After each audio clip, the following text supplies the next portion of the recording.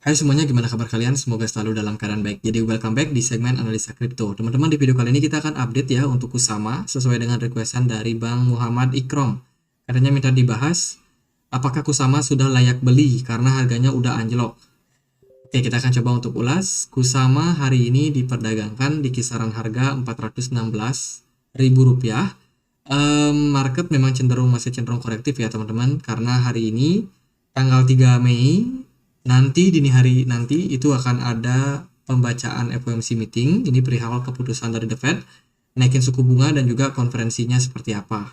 Jadi market mungkin akan kecenderungannya akan sangat volatile di perdagangan kali ini.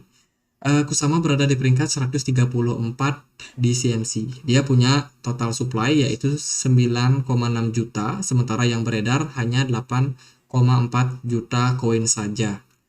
By the way, buat teman-teman yang belum tahu, Kusama ini sebenarnya adalah satu perusahaan sama Polkadot ya, sama project Polkadot. Jadi Kusama dan Polkadot ini kayak sepupuan gitu, kayak saudara gitu ya. Teman-teman, dia dikembangkan di dalam satu perusahaan namanya Parity Technologies. Jadi fungsi daripada Kusama ini adalah sebagai training ground atau tempat percobaan. Nah, jadi kalau project dari Polkadot itu adalah project yang utama. Polkadot sendiri itu menerima hal-hal yang positif daripada observasi ataupun pengerjaan yang mereka lakukan. Jadi Kusama ini adalah sebagai training groundnya, tempat latihannya, atau bisa dibilang tempat uji cobanya. Jadi ketika perusahaan ini dari Parity Teknologi itu pengen membuat suatu terobosan baru pada teknologinya, itu akan diuji coba dulu di Kusama. Nanti kalau ada error, ada apa, itu supaya tidak mengganggu Polkadot. Kalau misalnya sesuai, oke, maka teknologi tersebut akan langsung dikembangkan di Polkadot. Jadi bisa dibilang Kusama ini adalah blockchain yang memang diciptakan, dioperasikan itu memang untuk meningkatkan skala kekuatan daripada Polkadot. Jadi kurang lebih itu. Ini jelas ya, platform ini dirancang untuk menyediakan uji coba bagi pengembangan yang ingin berinovasi, menyebarkan blockchain mereka sendiri dan dapat digunakan jaringan persiapan sebelum meluncur di Polkadot. Jadi itu teman-teman harus note soal Kusama biar nggak bingung ya. Kusama ini sebenarnya project apa? Jadi itu dia adalah training groundnya, tempat latihannya teman-teman. Nah, kalau kita mampir ke website resminya, Kusama ini sebenarnya para chains juga. Artinya dia fungsinya itu adalah untuk menghubungkan blockchain satu dengan blockchain yang lain, selain dia merupakan training ground. Jadi sebenarnya Kusama sendiri dia punya fungsi, teman-teman. Nah, kelebihan-kelebihan dari Kusama adalah tentunya skalabilitas. Skalabilitas sangat diandalkan karena yang namanya blockchain yang sifatnya desentral itu kadang-kadang mereka harus menghadapi yang namanya trilima blockchain. Entah itu security, entah itu skalabilitas, entah itu decentralized. Jadi ada dua yang harus dipilih dari tiga pilihan. Artinya dia kehilangan satu, teman-teman. Nah, skalabilitas ini difokuskan, dikembangkan di Kusama. Maka dari itu kalau developernya itu dapat teknologi terbaru, Kusama lah yang akan lebih dulu menerimanya. Baru kemudian diaplikasikan di di Polkadot, teman-teman. Jadi kurang lebih itu.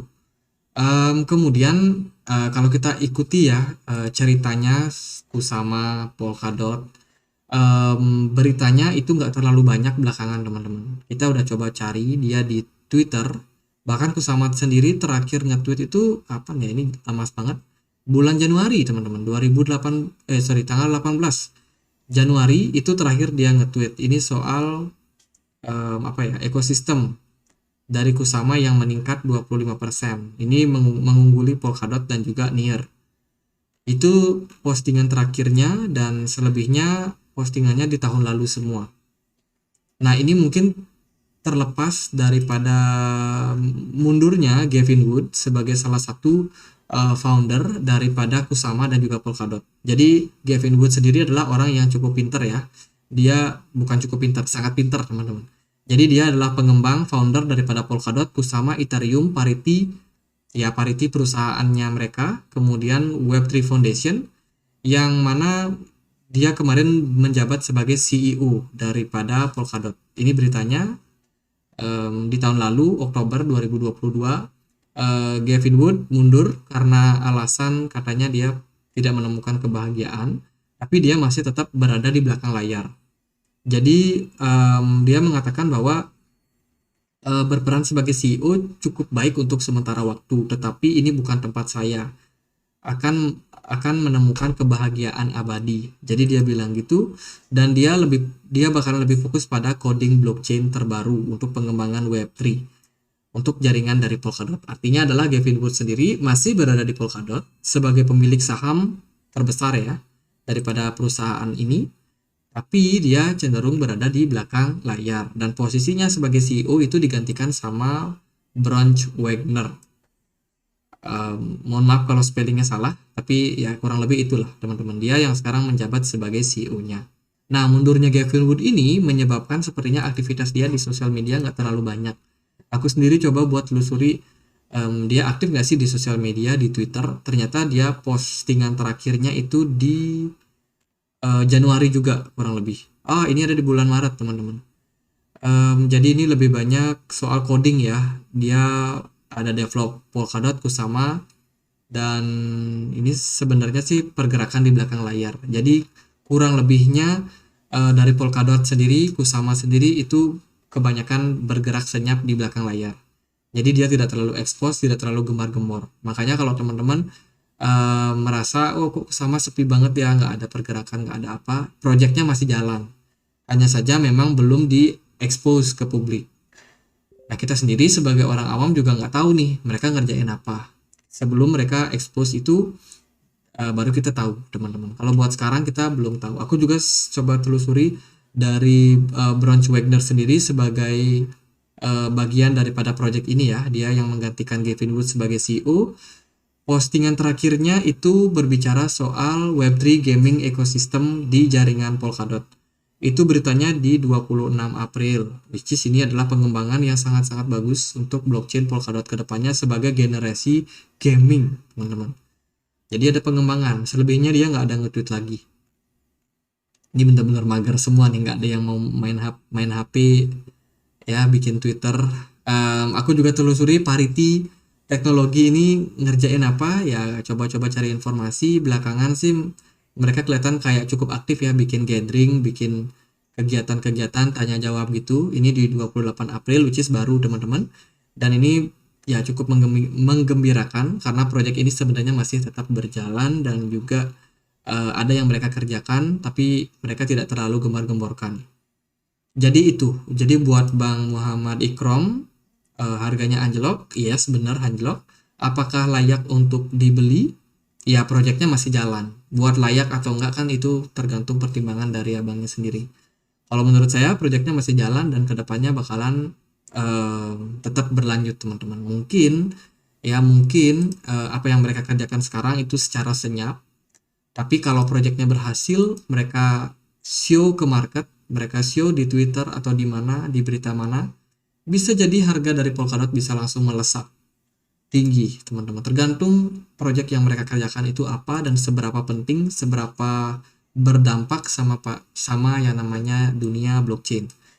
Tapi aku sendiri juga coba cari informasinya, beberapa event apakah ada yang mereka kerjakan atau enggak. Ternyata dengan menggunakan tag Kusama belum ada teman-teman. Dari tanggal 3 Mei ini sampai bulan 12 tahun 2025 belum ada berita yang mereka expose atau news yang mereka expose.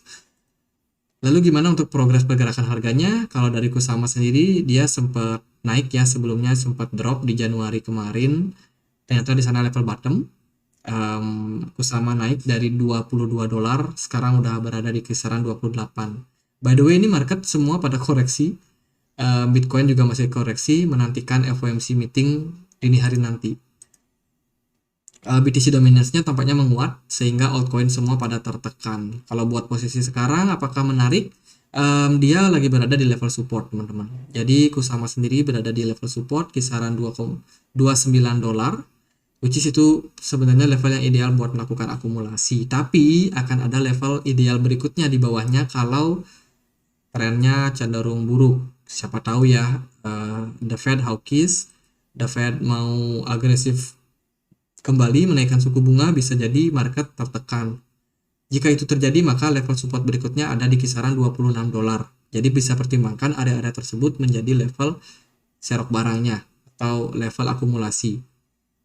Kalau untuk posisi sekarang sih volume perdagangannya agak tinggi, agak naik. Hanya saja whales sendiri dari smart money-nya itu cenderung kecil di Kusama.